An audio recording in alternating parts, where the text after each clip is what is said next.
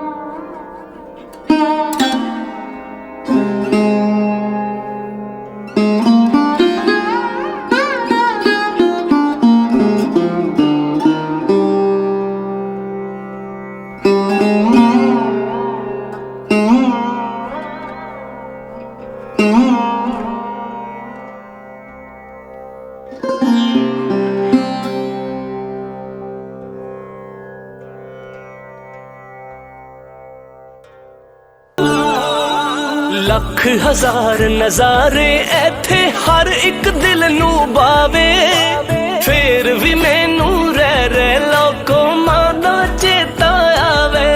ਉਹ ਜਿੱਥੇ ਮਾਂ ਨਾ ਬਾਬੁਲ ਹੋਵੇ ਨਾ ਹੋਵੜ ਯਾਰਾਂ ਨੇ, ਚੰਗੇ ਹੋ ਕੇ ਵੀ ਨਹੀਂ ਚੰਗੇ ਲੱਗਦੇ ਲੋਕ ਬੇਗਾਨੇ। ਅੱਲਾਹੂ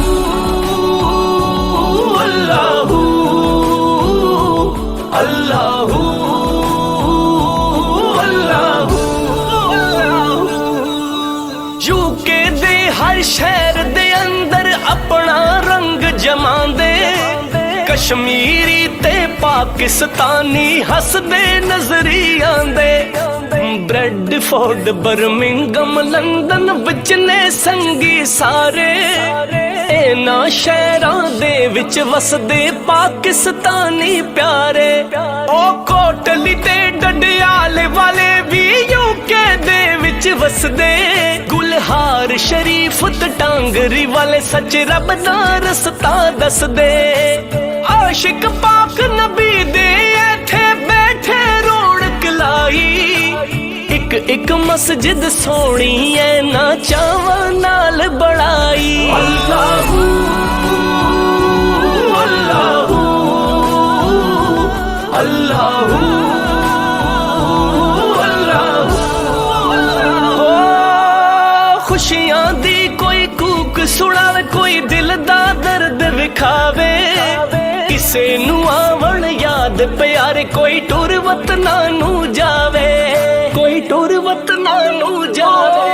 ਜਦੋਂ ਸੂਰਜ ਡੁੱਬਣ ਜਾਂਦਾ ਏ ਕਰ ਯਾਦ ਮੈਨੂੰ ਫਿਰ ਆਉਂਦਾ ਏ, ਨਾਲੇ ਮਾਂ ਦੀ ਯਾਦ ਸਤਾਉਂਦੀ ਏ ਤੇ ਬਾਪੂ ਚੇਤੇ ਆਂਦਾ ਏ, ਬਾਪੂ ਚੇਤੇ ਆਂਦਾ ਏ। ਮੈਂ ਸੁਲਤਾਨ ਮੁਸਾਫਰ ਇੱਥੇ, ਉਹ ਕੂਚ ਇੱਥੋਂ ਕਰ ਜਾਣਾ।